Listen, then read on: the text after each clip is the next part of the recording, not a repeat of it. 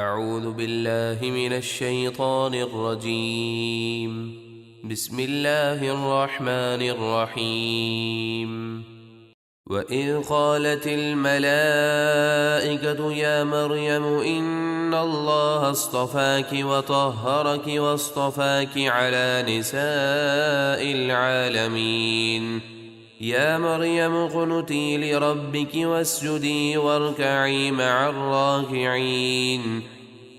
اور یاد کرو جب فرشتوں نے حضرت مریم سے کہا، اے مریم، بے شک اللہ نے آپ کو چن لیا اور خوب ستھرا کیا اور آپ کو اپنے زمانے میں سارے جہاں کی عورتوں پر فضیلت عطا فرمائی۔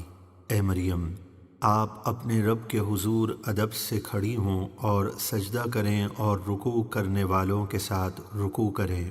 ذلك من أنباء الغيب نوحيه إليك وما كنت لديهم إذ يلقون أقلامهم أيهم يكفل مريم وما كنت لديهم إذ يختصمون۔ اے حبیب، یہ غیب کی خبریں ہیں جو ہم آپ کی طرف وحی فرماتے ہیں، اور آپ ان بنی اسرائیل اور حضرت زکریا کے پاس نہ تھے جب وہ اپنے قلم قرآن اندازی کے لیے پانی میں ڈال رہے تھے کہ ان میں سے کون مریم کی پرورش کرے گا، اور آپ ان کے پاس نہ تھے جب وہ قرآن اندازی سے پہلے اس معاملے میں جھگڑ رہے تھے۔ اذ قالت الملائكة يا مريم إن الله يبشرك بكلمة منه اسمه المسيح عيسى ابن مريم وجيها في الدنيا والآخرة ومن المقربين ويكلم الناس في المهد وكهلا ومن الصالحين۔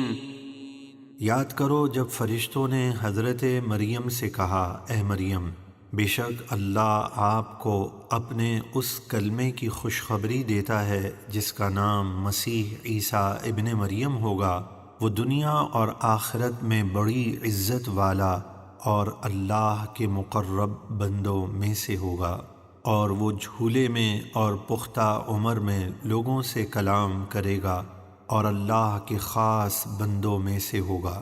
قالت رب أنى يكون لي ولد ولم يمسسني بشر قال كذلك الله يخلق ما يشاء إذا قضى أمرا فإنما يقول له كن فيكون۔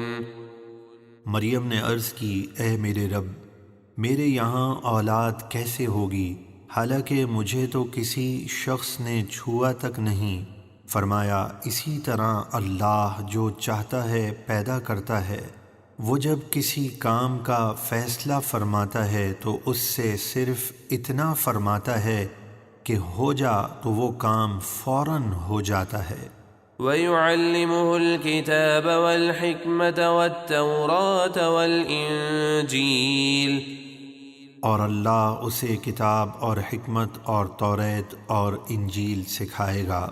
وَرَسُولًا إِلَى بَنِي إِسْرَائِيلَ أَنِّي قَدْ جِئْتُكُمْ بِآيَةٍ مِّن رَّبِّكُمْ أَنِّي أَخْلُقُ لَكُم مِّنَ الطِّينِ كَهَيْئَةِ الطَّيْرِ فَأَنفُخُ فِيهِ فَيَكُونُ طَيْرًا بِإِذْنِ اللَّهِ وَأُبْرِئُ الْأَكْمَهَ وَالْأَبْرَصَ وَأُحْيِي الْمَوْتَى بِإِذْنِ اللَّهِ وَأُنَبِّئُكُم بِمَا تَأْكُلُونَ وَمَا تَدَّخِرُونَ فِي بُيُوتِكُمْ إِنَّ فِي ذَلِكَ لَآيَةً لَكُمْ إِن كُنتُم مُّؤْمِنِينَ۔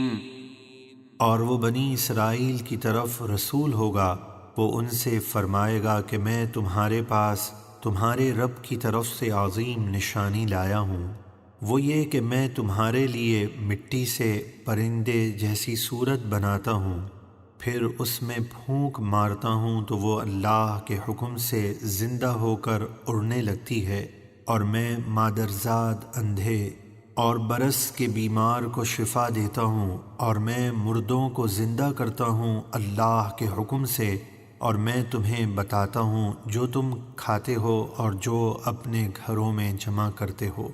بے شک ان سب باتوں میں تمہارے لیے میری نبوت کی بڑی نشانی ہے اگر تم ایمان رکھتے ہو۔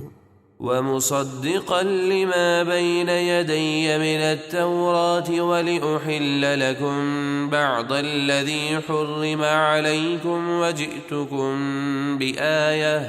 وجئتكم بآية من ربكم فاتقوا الله وأطيعون۔ اور میں اپنے سے پہلی کتاب توریت کی تصدیق کرنے آیا ہوں، اور میں اس لیے بھی آیا ہوں کہ جو چیزیں تم پر حرام کر دی گئی تھیں ان میں سے کچھ تمہارے لیے حلال کر دوں، اور میں تمہارے پاس تمہارے رب کی طرف سے عظیم نشانی لایا ہوں، تو تم اللہ سے ڈرو اور میری اطاعت کرو۔ ان اللہ ربی وربکم فاعبدوہ هذا صراط مستقیم۔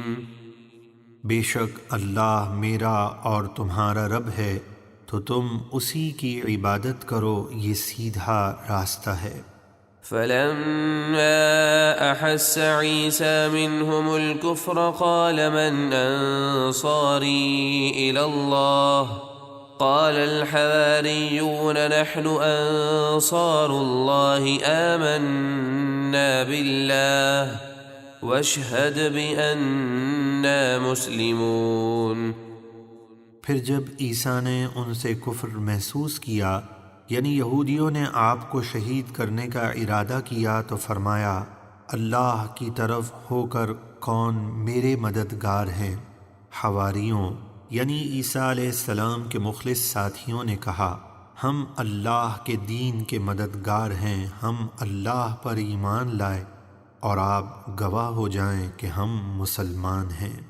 ربنا آمنا بما انزلت واتبعنا الرسول فاكتبنا مع الشاہدین۔ انہوں نے عرض کی اے ہمارے رب، تو نے جو کچھ نازل کیا ہم اس پر ایمان لائے، اور ہم نے تیرے رسول کی پیروی کی، تو ہمیں حق کی گواہی دینے والوں میں لکھ دے۔ وَمَكَرُوا وَمَكَرَ اللَّهُ وَاللَّهُ خَيْرُ الْمَاكِرِينَ۔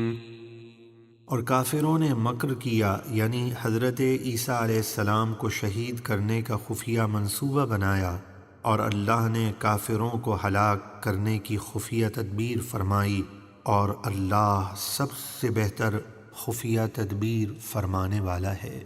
صدق اللہ العظیم۔